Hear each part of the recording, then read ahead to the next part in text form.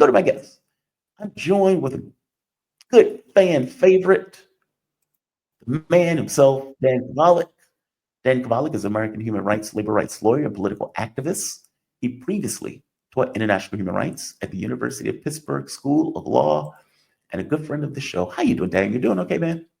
I'm doing pretty good. How are you today? I am doing good, as well as I could be. I have a bit of a cold. I've been fighting it off. I've been, braving it, still doing the show despite it. But nevertheless, I am here. I am here, and I'm happy that you are joining me. Um, Thank you. I have to start on Iran just because Yeah. it's the big news. So, the Supreme Leader has said he's willing to have negotiations behind the scenes. Donald Trump has turned around and said, well, these are not negotiations behind the scenes, these are direct negotiations. I suspect strongly that Donald Trump knows that the Ayatollah said it was indirect, which is the reason why he came out and said they were direct in order to, at some level, humiliate the Ayatollah. I'm sure he's not being serious. Then the reporting came out. It's in Farsi, but right here, I don't read Farsi, but I'm going to accept the thing. This is Hossein Moseveni, I suppose, Mosevian. The translation, it seems on Saturday in Oman, Arachi and Vitkov will begin indirect negotiations, and after an hour or two, if the position is possible, they will proceed with direct talks. Now, I look at this as a fig leaf. We said we were going to have indirect negotiations, so we're having indirect negotiations that may turn direct. Give me a take on all of this. It blows me away that a country with nuclear weapons, a fascist state, an apartheid state that has an open air ghetto, that has been committing a literal genocide based on international criminal courts that have looked at this issue, that has nukes, that has invaded all of its neighbors, that has murdered in mass, indiscriminately, killing women and children, that just killed an American child, by the way, with Netanyahu sitting at the White House arm in arm with Trump, that that government in the US is looking at Iran, who hasn't invaded anybody, who hasn't attacked anybody, is saying, we have an issue with your nukes. By the way, they don't have any nukes, nor are they trying to get nukes, but we have an issue with your nukes. That's astonishing in the way that that's framed. And yet, that is the framing, that is the context to which we're stuck with the Trump administration effectively saying, we are willing to end the world's economy for this fascist thug of a leader if you don't do what we tell you to do. That's amazing. That's amazing. I find that to be utterly amazing. And one more point. Wesley Clark pointed out Iran is the last country on the list. Right. And here we are. Here we are. Everybody else Here has we been are. destroyed. Yeah. Yeah. Give me a take on this. Well, it's very concerning. Actually, just before I got on our call, I saw that a report that the defense industry is preparing for war with Iran, that they're actually speeding up the production of B-52 bombers for that purpose. So obviously, war with Iran is a real possibility. Not a certainty, but a real possibility. Netanyahu's coming to Washington may have something to do with that. They may be discussing that. So I think people need to be very concerned about it. This, as people say, judging by how poorly the U.S. has fared against the Yemenis, in Yemen being one of the poorest countries in the world, that the U.S. has trouble even fighting them means, a war with Iran will not be easy. It will be very destructive. It would require massive bombing campaign against Iran. And again, that is why the U.S. is now producing all these B-52 bombers. Which means they're getting ready to destroy cities. People need to understand this.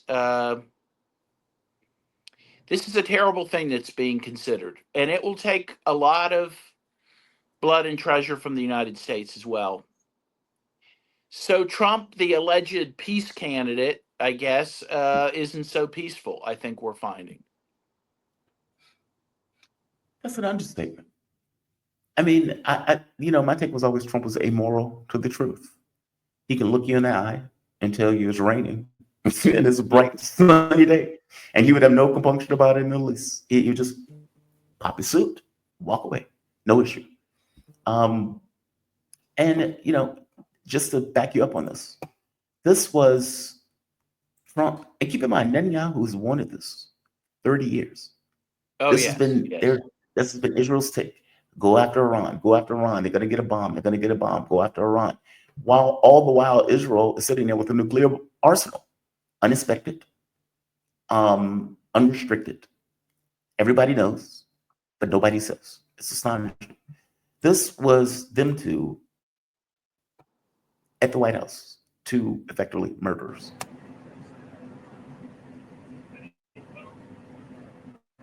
We had great discussions today, I think, on the obvious subject of Iran.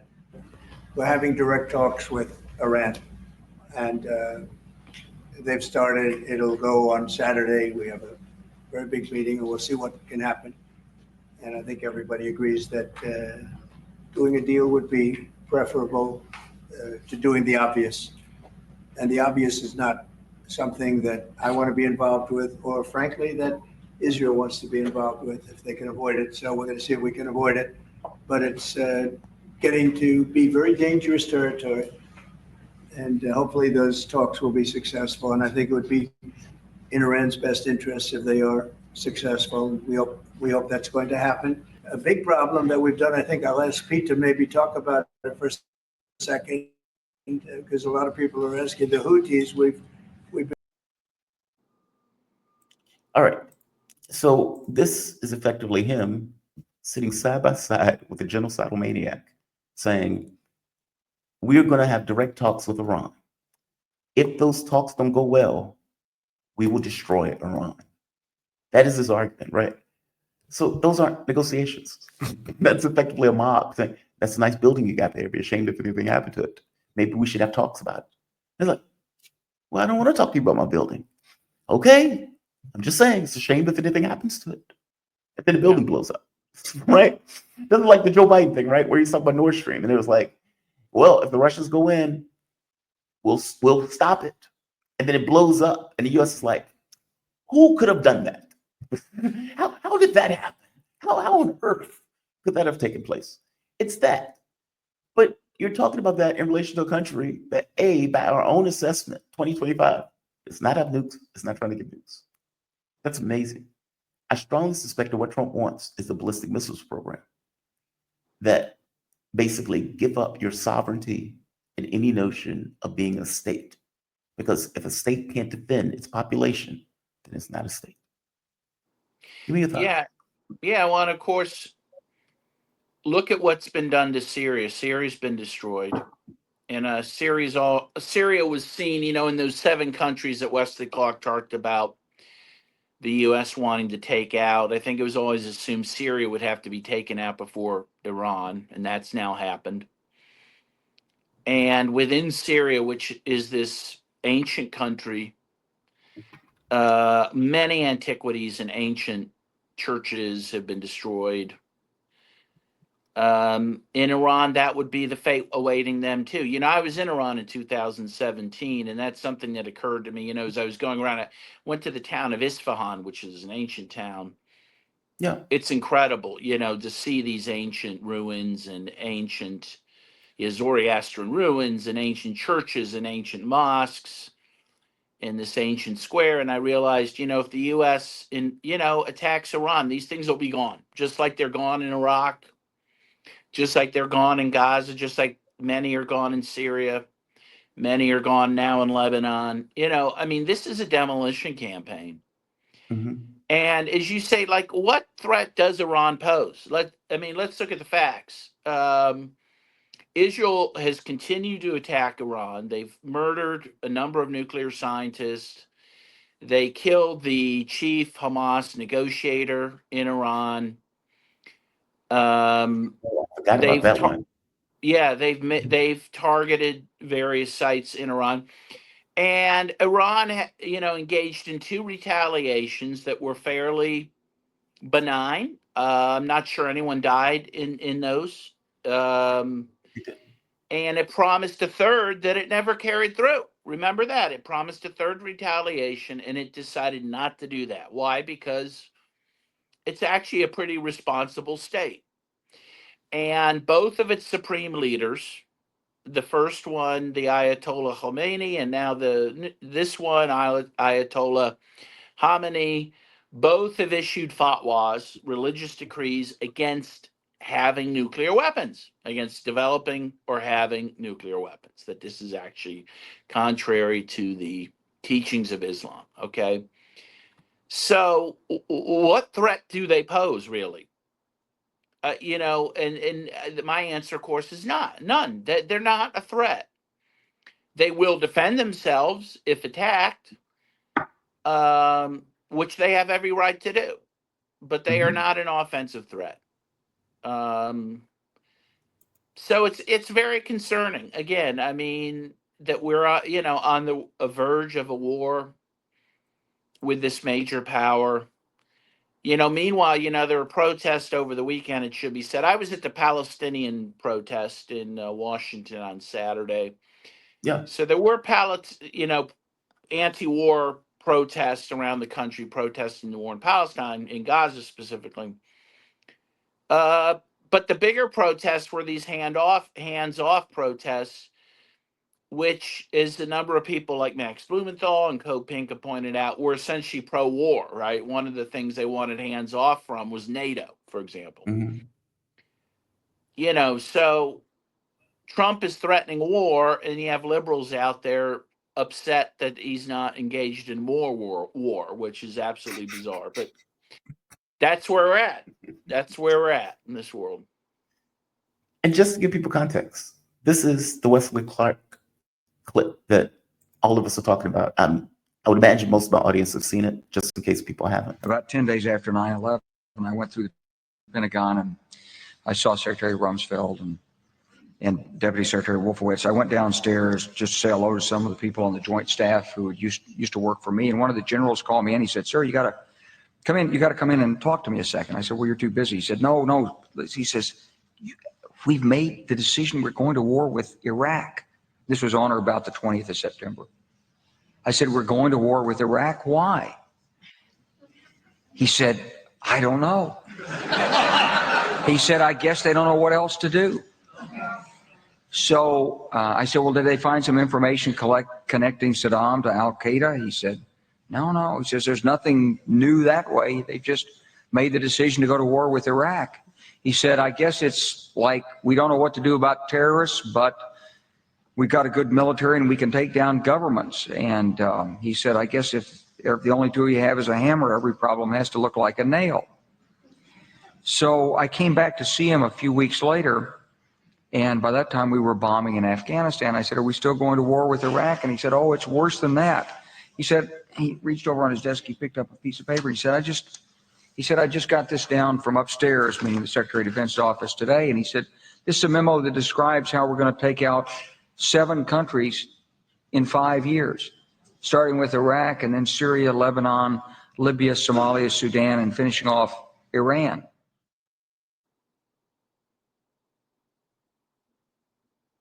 Sudan is mired in its own civil war at this point. All of the other countries that he named have been attacked and destroyed. Iran is the last one on that list. Iran is the last one on the list. Let me ask you something else. This seems suicidal from the position of Israel.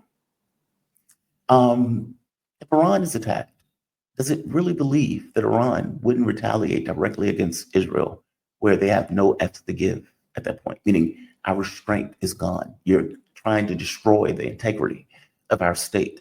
And so we have no reason not to destroy your state entirely.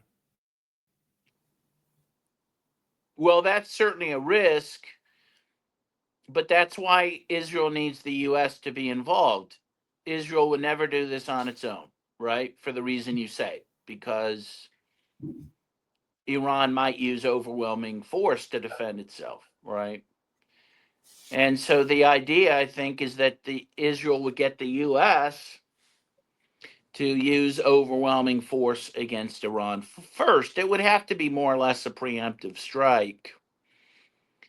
Well, real quick, even in the case of a preemptive strike, it doesn't stop Iran's retaliation capability. Meaning, I cannot foresee. Yeah, I can't foresee a situation where a country that is 3 times the size of Iraq and the U.S. is able to do one attack and it eliminates all capabilities of Iran to respond at all. I just don't see that premise. Like, maybe it's possible. I'm not a military person, right? So what the hell do I know? It just seems ludicrous to me that a country that is literally 3 times the size of Iraq is able to be taken out completely in one go. It just seems like in their mind, they would be like, Israel is the root cause of this. We are going to hit and destroy every city that we can in Israel. If we're going to go, they're not going to exist either. Yeah, well, again, I think that's a good point, but, there, and it is true that, by the way, much of Iran's capability is underground. Okay, so they've certainly prepared for this eventuality. But let's also remember, as you pointed out, that Israel has nuclear weapons. It's not known exactly how many, because they've never declared them in violation of the Non-Proliferation Treaty, but it's thought that they have at least 100, maybe 200 nuclear warheads. And so, I mean, I think the fear is that if Israel were under threat of this sort of maximum attack by Iran, that they would use their nukes. What does it matter? And I think that has to be very much considered as a possibility. Wait. What does it matter? Meaning, if the U.S. is going after Iran with the idea of decapitating this state, meaning is it existential from the standpoint of, think of Zelensky. Zelensky is a really good example. From Zelensky's point of view, he doesn't care if you start a world war. From his point of view, this war is existential for Ukraine. Nothing else matters. Everything else is subordinate to being able to effectively fight.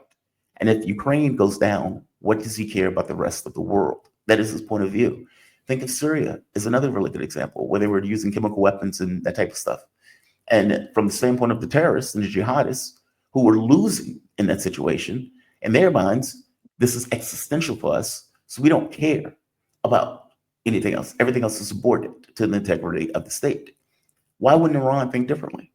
You are attacking us in order to destroy the integrity of the state. This is an existential war that the U.S. is waging. What does it matter if Israel uses weapons, nuclear weapons, when the U.S. is already attacking us in a way that is existential? Well, because, I guess there's a difference between, being defeated and actually being just obliterated off the face of the earth. I mean, but you're right. I mean, Iran's calculus would be that they would attack Israel with all they had. But as I said, in response, Israel may launch nukes, which, would be something the world should be greatly afraid of. They don't seem to be. Yeah. And Israel, by the way, itself may be willing to sacrifice itself. People worry about the Samson option, so-called, that Israel would go down swinging, and even if it suffered existential defeat, it would take Iran and others with them. So, I mean, the prospects for everyone involved are pretty bad. And also, the U.S. has assets throughout the Middle East. Right now, Trump's sending more troops to the Middle East, which will raise the number to 300,000 troops. So they will be within probably arm's length of Iran. Iran could attack those. Militias in Iraq could attack them. Yemenis could attack them. Hezbollah could attack. This is going to get ugly for everyone very quickly. And everyone needs to realize that. And that's why this needs to be avoided at all costs. This is something the world needs to prevent. Do you think, by any chance, any of this is a bluff? Yes, of course. I think Trump is the master bluffer, of course. On the other hand, We know a couple things. We know there was this general that worked for Trump during his first term who said Trump was inclined to attack Iran then, and that he convinced him not to do so. Tucker Carlson also claims that he played a role in convincing Trump not to do so. But that shows that, Trump has some inclination to attack Iran. Okay, so we know that. Also, I think a lot of people thought his tariffs were a bluff, and sure enough, it seems like they weren't for the most part. So, I think the threat has to be taken as very real. And the other thing is, even if someone bluffs, the problem is sometimes people call your bluff. Yeah. And that's a danger in doing that, when the stakes are this high. So, Do you think war is avoidable? Is the other question. well, it's avoidable. Obviously, it's avoidable. And it really is up to Trump. It's up to Trump. I think Netanyahu wants this war, but it would not go alone. It's not going to do it without the United States. So in the end, it all comes down to Trump, whether he decides to do this or not. I'm certain Iran doesn't want it. Will do what it can to make concessions. But again, let's all remember, what concessions are they going to make? There was a nuclear deal in place between the U.S. and Iran. And every, major institution looking at this said, including U.S. intelligence, said Iran was honoring the deal and was not weaponizing their nuclear program. Right. It was Trump that backed out of it unilaterally. Said, okay, yeah, you're following it, but we don't care. We're going to break it up anyway, this deal. Well, so where does that leave Iran? Like, what is there to negotiate? Like, Iran's position is going to be just re-sign the deal. We had a deal. Let's go back to the deal. What more negotiating has to happen here? You're going to tear up the deal we had and now make us agree to something worse. I mean, again, no self-respecting country is going to want to do that. But see, therein lies the rub. And that's why I ask, is this inevitable? Because it's that part. You already had a deal. And so, you're dealing, A, with an untrustworthy actor. There's that. B, with a stated objective to destroy Iran, with a continuity and a track record of destroying countries leading up to Iran. Iran has to know that also, right? He is going to want more than the nuclear program. He is going to want the ballistic treaty, the ballistic missiles, and he's going to want support for regional players, Hezbollah, Yemen, etc. That's what he's going to want. That's part and parcel to the reason he threw away the deal in the first place. It wasn't about a nuclear program that doesn't exist. It's about their conventional missile capability and their ability to defend themselves against a rabid Israel in a way that none of the other countries in the region could do, and with technology that can penetrate Israel's defenses. That's what Trump wants. Now, that is an unreasonable ask, which is why I asked, is it inevitable? I guess that's what I'm stuck with.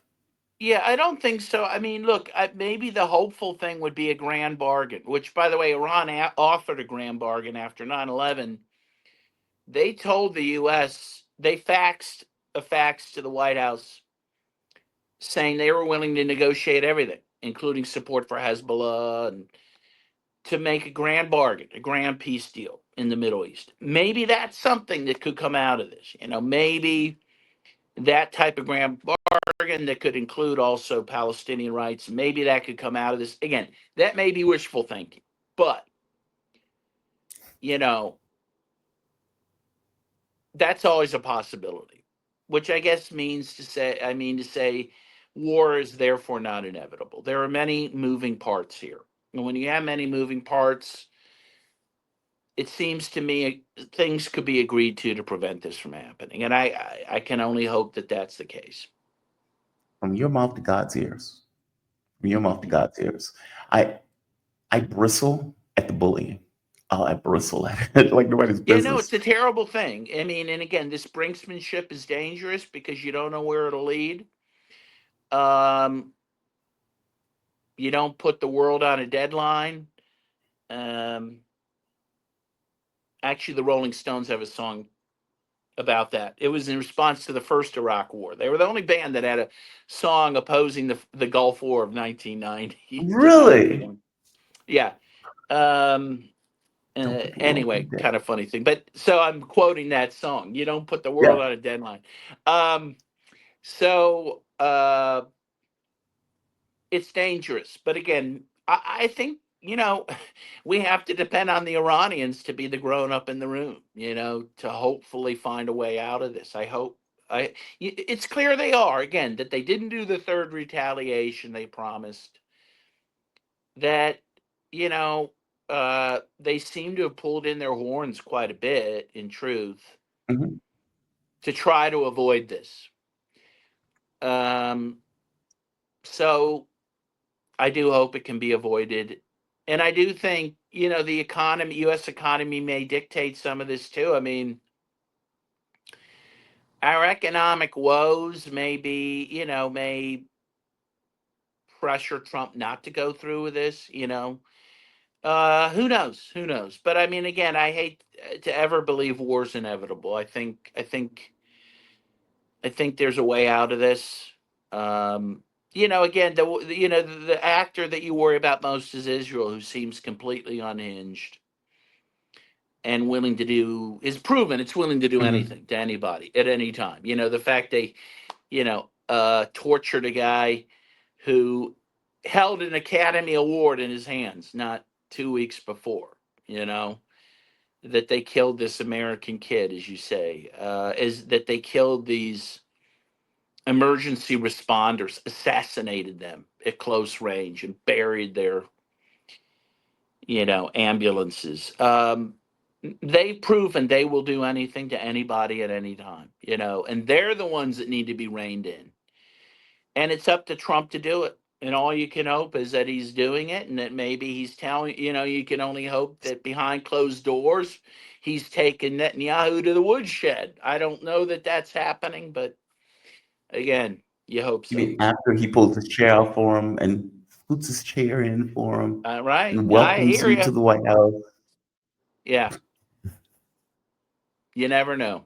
You Let me never ask you know. something. Do you know anything about these things, the Qatari files? The Qatari files. Well, I Mhm. know if I know what you're referring to, because I'm writing a book on Syria right now, by the way. And Qatar figures very prominent in that. Um, what I know is there's a scandal involving Qatar giving money to aides of Netanyahu, in return for them kind of promoting Qatar and saying good things about them. And we know that Qatar has been involved in joint military actions with Israel recently in the last, Right. days in Greece. So there is a lot of close relationship between Qatar and Israel. Yeah, but this is a big scandal, if that's the one you're referring to, in Israel. It People is. are very upset about this. And even in protests are raising this. I think there's some hashtag about this Qatar scandal. So Oh, wow. Interesting. yeah, yeah. So it seems One, real. I mean, it does seem real. And again, Qatar worked hand in glove with all the Western allies in destroying Syria, including through its wholly owned subsidiary, which is Al Jazeera. Al Jazeera played a very important propaganda role in that war. And by the way, a lot of people are noting, a lot of Palestinians, and I've seen this in the last couple of days, have been noting that Al Jazeera's the one good thing they did report on is Palestine. They've been very good on that coverage, but a lot of Palestinians are noticing that they've seen a change in that coverage as what do of you mean? late. That they're covering what's happening in Gaza less. That they seem that their coverage seems to be weaker than it had been. So something is going on there between Qatar and Israel at the moment. Interesting. I know Blinken effectively told, what is it, Qatar or Qatar? I think it's Qatar. Blinken told them effectively, hey, you need to rein in their paper. Like they are giving too much bad press to the murders and the genocide that we are effectively doing. And they still cover it. I mean, to their credit, I think for the American audience, it's a bit weird that they would cover the killings in Gaza.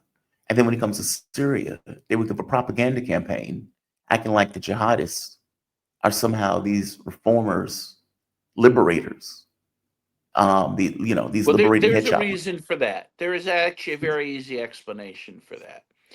And that is Qatar is very much linked to the Muslim Brotherhood, as is the new rulers of Syria, as is Hamas. Okay, these Yeah. are all Muslim Brotherhood offshoots, right, or influenced by Muslim Brotherhood. So there is some consistency there in the different coverage there. That they Mhm. are supporting Hamas as they're also supporting this HTS in Syria, which is also Muslim Brotherhood. And it should be pointed out, though it's those on the left are a little reluctant to point this out, but it should be noted that Hamas for some time was actually working to overthrow Assad, right? They were Right. actually participating with countries like Qatar to overthrow Assad. They They would applauded. because of the Muslim Brotherhood connection. Mhm. So that they would eventually stop that and apologize for that. But I mean, so this is a very complex interweaving of relationships here that aren't always as clear cut as may seem on the surface. So One last thing before I let you go. Egypt. I saw reporting that Egypt had built up a tank army in the Sinai, mm-hmm. like basically near the Philadelphia corridor or something to that effect. Where explain that. What is going on with this? Is Egypt concerned that Israel is going to do a land grab? Is Egypt concerned that Israel is going to eject the Palestinians into this region that they effectively don't want them to be? What is going on with Egypt in this case? Yeah, I And I think have one both more of question after this. I'm sorry. I think both of the above. I mean, I think they're worried that Israel is, yes. I mean, the main concern is that somehow Israel's going to try to take over the Sinai and put the Palestinians there, and they don't want that. That's why those tanks are there to prevent that from happening. Would Egypt really fire a shot in anger at Israel? I don't know Even if if they in did? anger, but in self-defense. Perhaps. I mean, at some point, Egypt's going to have to defend its sovereignty. That Israel's already violated the Camp David Accords from the Right. 1970s, right? By taking over the Philadelphia corridor, by taking over the Rafah crossing, by closing the Rafah crossing.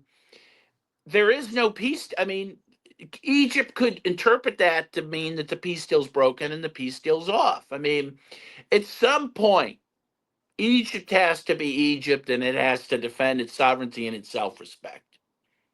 That's, we'll see if they do it. But I always say if Sisi, if I were in Sisi's shoes, I'd realize that if I took on Israel, even if I lost, they'd build a statue 100 feet tall to me. I mean, I would be a modern day pharaoh, right? A rock star, unlike the coward that everyone views him as. Why wouldn't you opt for that Yeah. first option? I don't get it, but So they built a statue in his honor. absolutely. They'll He build stood up to another the pyramid in his right. honor for sure. Yeah. Oh, that's too funny.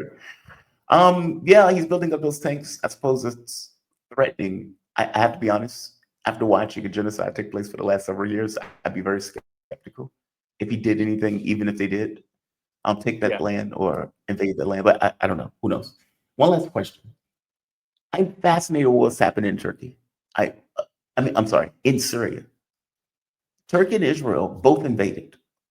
Turkey and Israel were both working together, regardless of Erdogan screaming, Netanyahu is Hitler. They still Right. were working together when they invaded Syria, and they were effectively balkanizing and carving up the country. Israel has killed Turkish soldiers in a bombing raid. Turkey has started to put in air defense to prevent Israel from being able to do that in Syria, meaning they're rubbing up against each other in regards to the land that they've effectively stolen in Syria, where they've now ended up bordering one another. Could you go into this for me? I mean, like I said, you're writing a book on Syria. I'm curious if this is part of it. Well, yeah, of course, I talk about the different countries' role in it. The main countries involved in overthrowing Assad were the United States, Israel, Turkey, Qatar, Saudi Arabia. I think I've named the main players. Others, the UAE was involved too, but those were the main players, you know. But they all, you know, while they all had the objective of overthrowing Assad, they all had their own reasons for doing what they did. Yeah. Which weren't always the same, right? I mean, the Saudi Arabia's reason for supporting Al Qaeda in Syria was not the same reason Israel supported 12 opposition groups there. And so, in the case of Turkey and Israel, yes, they have some things in common in Syria, but not everything in common. You know, Erdogan sees himself as the new sultan, and that he thinks actually parts of Syria, including Aleppo, should be part of Turkey. So part of his desire is to take those parts of Syria. Israel sees other parts of Syria as theirs. You know, so that could result in, you know, some skirmishes between those two countries, and you know, who knows? Yeah, it could result in a war. I doubt it, but it certainly could result in skirmishes back and forth. Israel's killed some Egyptians too, you know, during this genocide around the Rafah border. So, but Yeah. that didn't start a war, you know. So we'll just see. We'll just see. Wow. It's fascinating and complex. Yes, Daniel, thank you for this. I you're always very appreciate your welcome. explanations.